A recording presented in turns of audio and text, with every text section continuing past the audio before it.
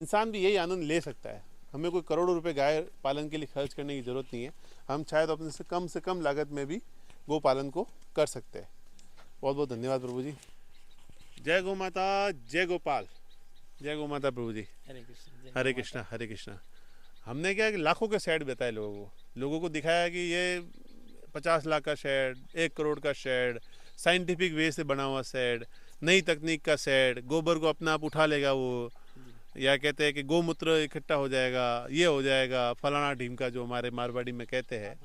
आधुनिकता की तरफ बड़ा आधुनिक बताया। जी। पर आज हम जहाँ बैठे हैं ना, ये 0 लागत का शेड है। क्या 1 रुपये की खर्चा नहीं होता और गायों का शेड तैयार हो जाता है। तो सोचो, आप लाखों खर्च करते हो वो ठीक है कि 0 लागत का शेड ठीक है? देखना चाहोगे आप सब लोग प्रभु जी?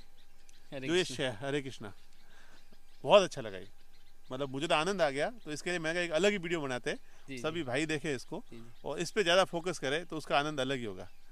ये जो गायों का ये जो एनवायरनमेंट हमने बनाया है, ये जो एनवायरनमेंट देखो, यहाँ पक्षी भी है, पीछे आपको लोगों को आवाज़ भी सुनाई दे रही होगी।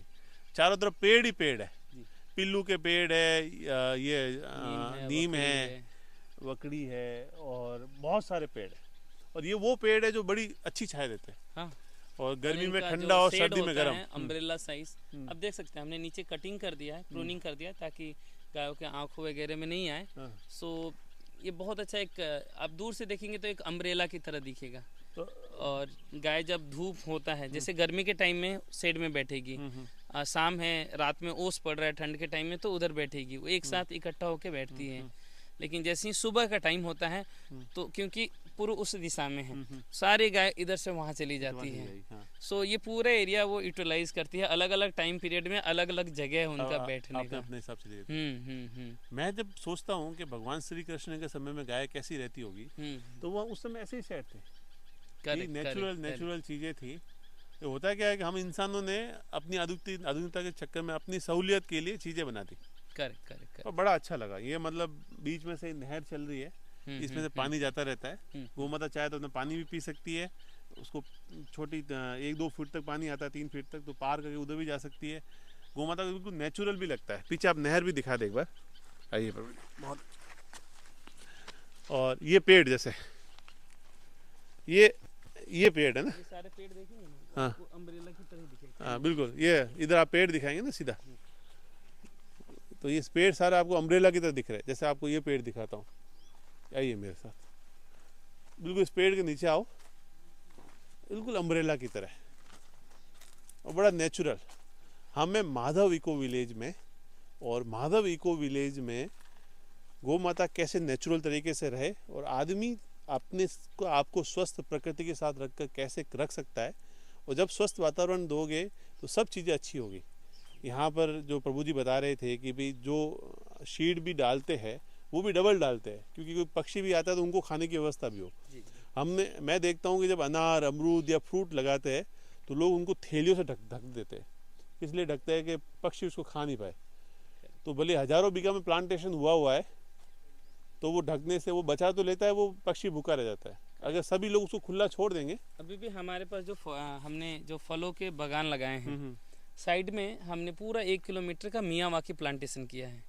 मियावाकी प्लांटेशन में क्या होता है, उसमें खुद हम सारा चीज़ नेचर के लिए करते हैं। जो बर्ड्स हैं, बीस्ट हैं, यहाँ पे कई तरह के हम देखते हैं, कम से कम मोर देन 50 वैरायटी के तो बर्ड्स हैं। एनीवे, नल सरोवर है तो बर्ड्स होंगे। इसके अलावा भी छोटे से बड़े जानवर हैं, खरगोश से लेके कछुआ के बहुत सारे यहाँ पे रहते हैं। सो हमने मियावाकी इसीलिए बनाया है कि उससे जो निकलेंगे, क्योंकि मियावाकी में वैसे फ्रूट्स होते हैं जो कि ह्यूमन यूज़ के लिए नहीं है, छोटे छोटे फ्रूट्स होते हैं जो कि बर्ड्स के लिए हैं।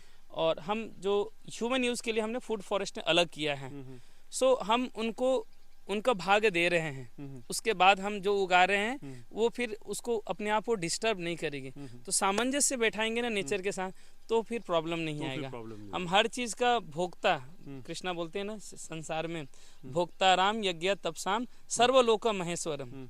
भगवान बोल रहे इस संसार का इंजॉयर मैं हूँ, लेकिन हम जो मनुष्य हम सोचते हैं मैं इंजॉयर हूँ। और हर चीज़ को, जैसे ना भगवान एक पिता होता है, पुत्रों में बंटवारा होता है अपने पिता का संपत्ति, तो भगवान पिता परमेश्वर ये संपत्ति सभी जीव के लिए है, नॉट फॉर ह्यूमन ओनली। सो उसको समझेंगे तो बाकी प्रॉब्लम ही नहीं आएगा, सिर्फ वो बेसिक कॉन्सेप्ट है, इंसान ये समझ लेगा। हाँ हाँ हाँ, करेक्ट जी पाएगा। करेक्ट। तो यहाँ देखो ना, सारे जीव है, चाहे छोटे इनके छोटे दूसरे जीवों के बिल भी हो गए, कीड़िया भी, मक्खी कीड़िया सब चीजें हो गई। और देखो गाय कितनी आनंद से, सारी गोमाता है, नंदी सभी आप देख सकते हैं। आइए ये सारे नंदी, उधर आगे गाय हो गई। तो ये सारा नेचुरल एनवायरनमेंट में है, तो कितना सुकून। मैं कई जगह देखता हूँ गायों के आंखों से ऐसे आंसू आने लग जाते हैं, और यहाँ हर बछड़े को, गाय को देखो एकदम खुश है। प्रभु जी देखिए, वाह वाह, आप तो आनंद ले रहे हो, क्या बात। सो यहाँ पे हम देख सकते हैं ये जो हमारे बुल्स होते हैं, हाँ मोस्टली बुल्स हैं इसमें। हाँ। उस साइड में हीफर्स हैं, हाँ इस साइड में जो हमारे दाएं साइड है उधर बूढ़ी गायें हैं, हाँ जिनका उम्र ज़्यादा हो जाता है, हम उनको सेपरेट रखते हैं हाँ ताकि इनके खाने के बीच में कंपटीशन नहीं हो। हाँ, मारपीट नहीं हो हाँ जाए या हाँ उनको हाँ। कमजोर थोड़ा सो किसी को, हाँ, यदि, क्योंकि हमेशा नेचर में क्या है, वो जो ज़्यादा मजबूत है वो ज़्यादा खाएगा। सो हमें उस तरीके से हम इसका वर्गीकरण, पृथकीकरण किए, सेग्रीगेट कर दिए हैं कि वो जो कंपटीशन उनके बीच में नहीं रहे और सबको मिले। बहुत अच्छे नंदी की क्वालिटी भी देखिए ना, संवर्धन का अच्छा ध्यान रखते तो अच्छे नंदी होते हैं, तो सारे नंदी बड़े अच्छे हैं। प्रभु जी जो हाउसिंग सिस्टम वो दिखा ना, ये बड़ा शानदार तो है ना दोस्तों। जीरो लागत का क्या खर्चा हुआ, पेड़ लगे हुए थे और पेड़ लगा दिए तो गायों की छाया हो गई, और गायों को चाहिए क्या, सर्दी गर्मी में थोड़ी छाया की ज़रूरत है, वो छाया यहाँ मिल गई है, तो वो आनंद है। और इंसान भी यही आनंद ले सकता है। हमें कोई करोड़ों रुपए गाय पालन के लिए खर्च करने की ज़रूरत नहीं है, हम चाहे तो अपने से कम लागत में भी गो पालन को कर सकते हैं। बहुत बहुत धन्यवाद प्रभु जी आपका। जय गौ माता, हरे कृष्णा, हरे Gopal. Madhav eco village zero लागत, कम से कम खर्च में किस तरह से गोपालन किया जा सकता है उसके लिए एक बहुत बड़ा एग्जाम्पल है। यहाँ पे कुछ पेड़ों को नीचे से कटिंग नहीं की गई, तो आप इस बात को समझिएगा, जिस ब्रश के हम लाखों रुपए खर्च करते हैं, वहाँ पे ये गाय इन पेड़ों के नीचे जाकर अपने लिए एक ऑटोमेटिक ब्रश बना देती है। जहाँ भी इनको ज़रूरत पड़ती है खुजली की या कोई कीड़ा परेशान करता है, तो वहाँ पे ये गाय इन पेड़ों के नीचे चली जाती है और आराम से अपनी खुजली भी कर सकती है। जब पहले ब्रश नहीं होते थे, पहले इतनी सुविधाएं नहीं होती थी, तो गोमाता कैसे जीवन यापन करती थी, उसका एक बहुत बड़ा एग्जाम्पल मुझे यहाँ देखने को मिला और मुझे यहाँ के बड़े आनंद की अनुभूति हुई। बहुत ही अभूतपूर्व और सुंदर स्थान है ये जो गोमाताएं देख रहे हैं। जो इस्कॉन मंदिर है अहमदाबाद में, वहाँ पे सबसे पहले जो 7 गाय आई थी, उनमें से जो 4 गोमाताएं अभी इस धरती पर है, वो 4 गोमाताएं आपके सामने हैं। इन गोमाताओं के दर्शन कीजिए दोस्तों। आज इन 7 गायों से ही 2015 के बाद में अभी तक लगभग 150 का गोधन हो गया है। चलते हैं आगे और देखते हैं।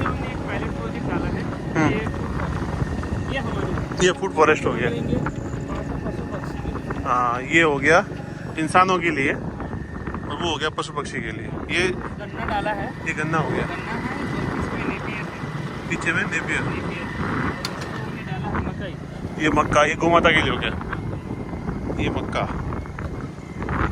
पूरा चारे का किया। लास्ट में हो गया मियावाकी उधर, वो पशु पक्षियों के लिए।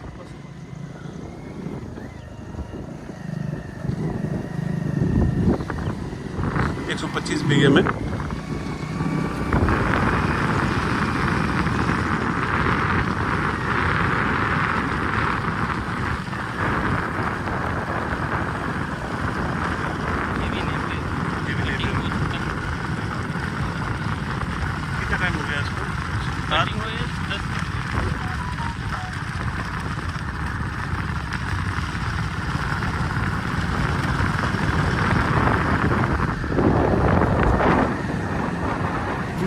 जगह खाली है। हाँ हाँ ये पूरा जगह खाली, यहाँ पे एक मंदिर आएगा हाँ, और टोटल 8 रूम रहेंगे। 8 रूम रही। और ये हमारा एक्चुअली वाटर रिजर्वायर है, जहाँ पे हम बोर का पानी इकट्ठा करते हैं और इसके बाद हम एग्रीकल्चर में लेते हैं। ठीक है। सो ये हमारा दोनों तरह से एक्ट करता है। इस जगह को एक जो प्राकृतिक लुक है, जो भगवान का मंदिर है, भगवान का पॉन्ड है, जो वो भी देगा और यहाँ पे रुकने का व्यवस्था रहेगा। लोग आ सकते हैं गंगा जी वीकेंड्स पे, किनारे बैठे हुए। हाँ, करेक्ट। सो रुक सकते हैं यहाँ पे आके एक दिन के लिए, become a farmer for a day, है ना। हम गायों के साथ टाइम स्पेंड कर सकते हैं, बहुत सारे एक्टिविटीज रहेंगे। और अभी हमने जो हम जितने भी लोग यहाँ पे रह रहे हैं, जो भी हम उगाते हैं, जो भी हम खा रहे हैं डेली अपनी यूजेज में, मोस्टली चीज अभी हम उगा पा रहे हैं। एंड हम मैं अगले देख रहा साल था तक आगे पत्ता गोभी वगैरह सब चीजें उगी हुई थी। बहुत सारे, एक्चुअली बहुत सारा जगह है जहाँ पे अभी रोड के लिंक नहीं है। हम अभी आधा जगह में ही घूमे हमारे लैंड में। पीछे में बहुत सारे जगह है जहाँ पे सब्जी हम उगा रहे हैं, सब्जियां हैं उधर। और जो हम इस सीजन में गेहूं वगैरह किए तो पीछे ही किए हैं।